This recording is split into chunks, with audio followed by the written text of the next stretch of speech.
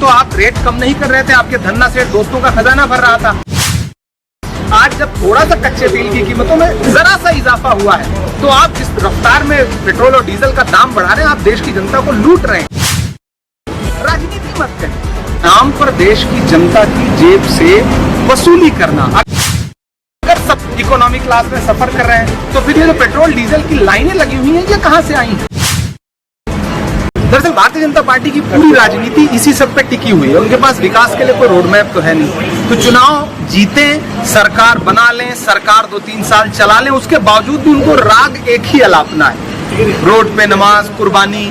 अरे प्रतिबंधित जानवरों की कुर्बानी कोई मुसलमान नहीं कर। मुस्लिम समाज तो खुद आगे बढ़ करके बंगाल से लेकर के देश भर में मौलाना अरशद मदनी साहब जैसी शख्सियत, जमीयत उलमा हिंद के इतने बड़े धर्मगुरु, वो तो खुद बाकायदा करें कि आप गाय को राष्ट्रीय पशु घोषित करिए ना, राजनीति मत करिए। बाकियों के लिए देश में गाय दूध देती है, भाजपा के लिए वोट देती है। तो हम ये कह रहे हैं कि राजनीति मत करिए। कोई मुस्लिम समाज का कौन व्यक्ति रोड पे नमाज पढ़ने जा रहा है जितना आप उसका नैरेटिव बनाते हो? इस तपती दोपहरी में कौन रोड पे नमाज पढ़ेगा भैया? जुमे को लेकर के जो आप नैरेटिव बनाते हो, जुमा दिन में 1:30 बजे हो रहा है, 1 बजे हो रहा है, 2 बजे हो रहा है, इस तपती दोपहरी में कौन रोड पर खड़ा होगा नमाज पढ़ने के लिए? लेकिन आपको फालतू का एक मुद्दा बनाना है, क्योंकि आपके पास गिनाने के लिए डेवलपमेंट का कोई काम नहीं है, तो आपको टारगेट करना है रोड पे नमाज मत पढ़ो। कोई रोड पे नमाज नहीं पढ़ रहा है।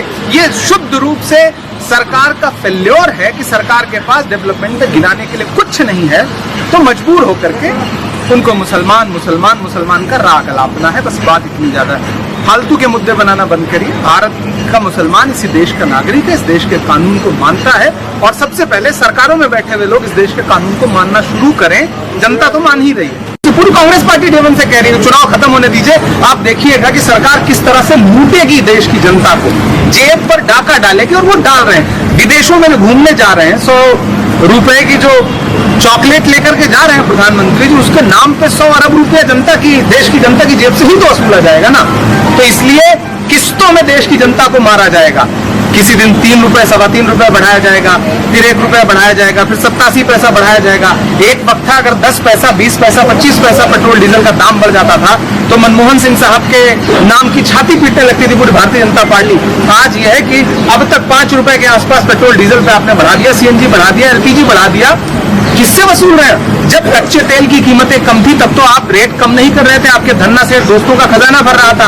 आज जब थोड़ा सा कच्चे तेल की कीमतों में जरा सा इजाफा हुआ है तो आप जिस रफ्तार में पेट्रोल और डीजल का दाम बढ़ा रहे हैं, आप देश की जनता को लूट रहे हैं। इसीलिए आपने माहौल बनाया कि क्राइसिस और कोरोना जैसी सिचुएशन और पार्शियल लॉकडाउन, और देश की जनता जो है, जब देश की जनता प्रधानमंत्री जी की बात मान के, उनके नेता मेट्रो में चल रहे हैं, उनके नेता इकोनॉमी क्लास में सफर कर रहे हैं, तो फिर ये पेट्रोल डीजल की लाइनें लगी हुई हैं, ये कहां से आई हैं?